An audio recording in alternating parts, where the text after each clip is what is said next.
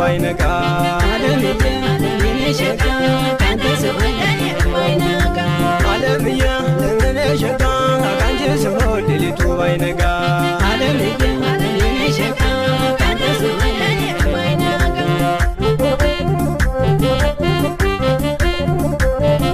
ዓለምን ሸጋ ሰላም ሰላም ቤተሰብ እንዴት ናችሁ? ደህና ናችሁ? አለን እግዚአብሔር ይመስገን።